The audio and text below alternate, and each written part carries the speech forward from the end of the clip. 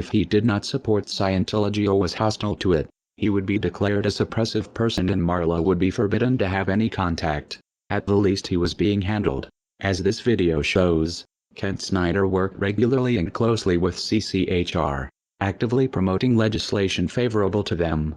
This bill is not successful, is not passed, then 2 or 3 or 4 years from now, what you're going to find is you're going to find stories of parents who said, why didn't we work harder?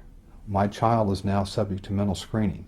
He's now subject to therapy. There's all sorts of coercive measures that are going on.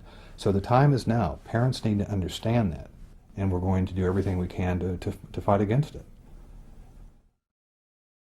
This is important because there is an attempt to rationalize Ron Paul's involvement with CCHR and founding member Dr. Zass as harmless. On the Ron Paul forums, when a supporter points out the Scientology connection, another member tries to spin Zass as a great libertarian who is not a Scientologist nor is sympathetic to Scientology. This is bullshit. CCHR is a branch of Scientology and SZAZS co-founded it. The Church of Scientology would never allow someone they did not control to have that much influence. The CCHR website was registered by Scientologist Amber Smayataki. Most of the board are Scientologists. Zass denies being a Scientologist. A representative writes, sharing this battle does not mean that Dr. Zass supports the unrelated principles and causes of any religious or non-religious organization. This can be true working with most organizations, but as we have shown, Scientology does not work this way. You are either for Scientology or you are against it. Whether SZAZS himself believes in Xenu is irrelevant. What is relevant is Scientology considers Zass non-hostile and therefore successfully handled. Kent Snyder may have something in common with Lisa McPherson. His involvement with the cult might have killed him. Like Zass, Scientology believes in an extreme version of personal responsibility. That disease is a result of body thetans and it is the Scientologists' fault for not trying hard enough to clear them. If they did, goes the theory, they would be free of disease. Zass doesn't push body thetans, but he does promote a dangerous distorted idea of mental illness that has the same potential effect, discouraging people from getting help because according to him any problems they have are imaginary. The CCHR was created in 1969. Founded by the Church of Scientology and by famous renegade psychiatrist Dr. Thomas Zass. From day one, most or many of the senior leadership of the CCHR have been Scientologists. And for Zass, and of course this has been taken on big time by Scientology, therefore mental illness is not real illness. It is possible Kent Snyder's untreated illness and death was a result of adopting the Scientologist beliefs that his illness was his fault or not real. It would explain why he had no health insurance. Many Scientologists don't. It seems Snyder sincerely believed in Ron Paul's libertarian rhetoric and equally trusted his Scientologist friends, though this ultimately was not in his best interest.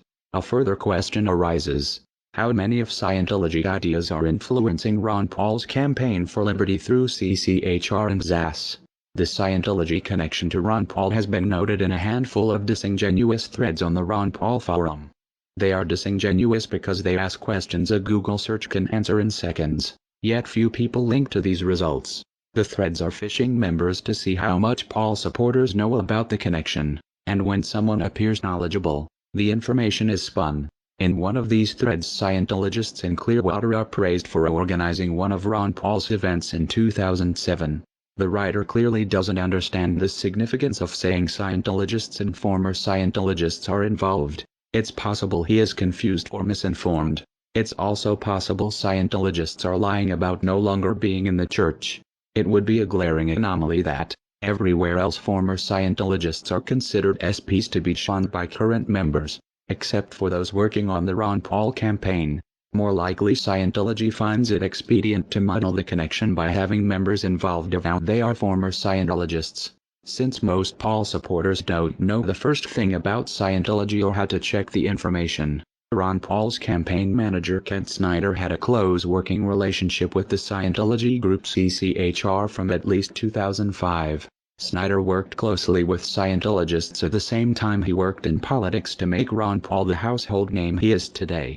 Snyder helped push legislation favorable to Scientology. To do this he made PR videos approved by CCHR. In turn CCHR supported and promoted Ron Paul's presidential candidacy, most blatantly in the pay-to-play luncheon on November 28, 2007, the day of the debates. Campaign donation records from Clearwater, Florida show some members, Ron Paul personally met and talked with these people who collectively donated at least $19,000 that afternoon to his campaign.